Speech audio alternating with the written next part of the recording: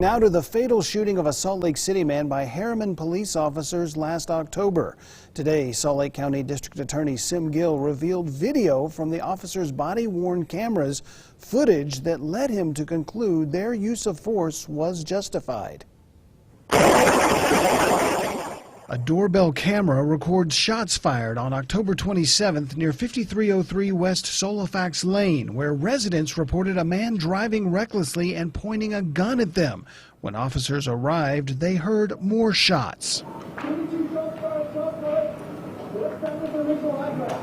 Police say 38-year-old Isaac Christensen was causing a disturbance outside of the residence of his ex-girlfriend, who had a protective order against him.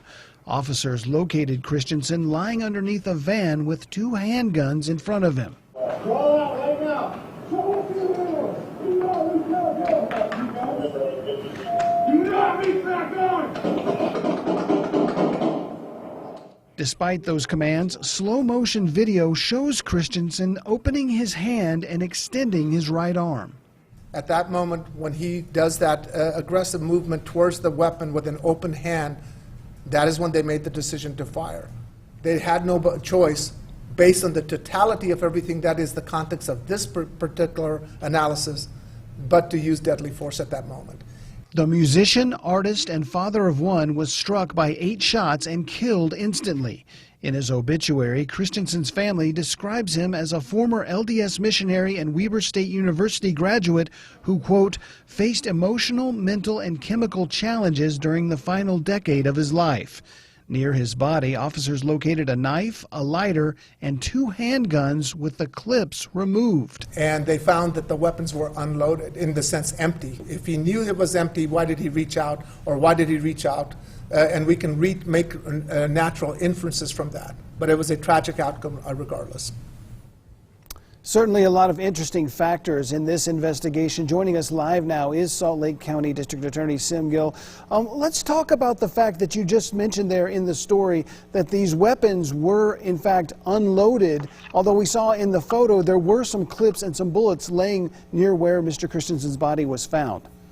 That's correct, but also the facts that led up to this was erratic driving behavior, pulling guns out on other civilians, then the actual firing of that shots that happened in that crowded neighborhood as law enforcement got there.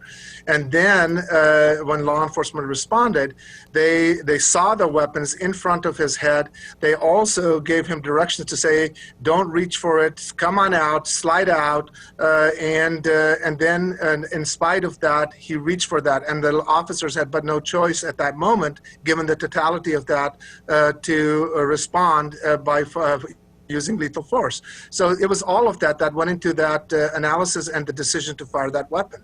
I know that you and your team spoke to several officers who were at the scene, also some witnesses, but the 2 officers who actually fired their weapons at Mr. Christensen declined to give you any comment, as is their right, correct?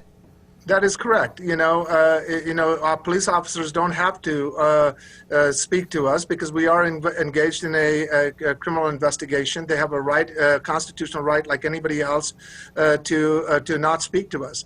But that does not absolve us from trying to find the truth and to what the answers are for our community of citizens. So we relied in this case to eyewitness testimony, dispatch, body-worn cameras, and statements from other officers to reconstruct what happened, and we had multiple video evidence that showed at that moment and what led up to that, which led to this fatal encounter. Now, you investigate every officer involved shooting that takes place in Salt Lake County. Some of them there is no body camera video. In others, it's obscured. In this instance, you had 4 different officers wearing body-worn camera, all with different perspectives of what happened. How did that affect your investigation? That's critical. As I've said before, in this day and age and with the technology that we have, having those body-worn cameras, especially when officers don't want to give us statements, to be able to reconstruct what happened for our community of citizens becomes critical. And remember, what a body-worn camera sees is not always what an officer sees, but nonetheless, it is one more critical, pivotal piece of evidence that helps us reconstruct the facts of what happened at the time when the decision to fire that weapon happened. So in this case, it was critical. As we've always said, it's a tool that's available to us, and there's no reason for us to not have those body-worn cameras, especially now that they're affordable and that technology permits us to have them. All right, District Attorney Sim Gill from Salt Lake County, thank you very much for your time and your additional insight on this particular tragedy. Thank you. Thank you.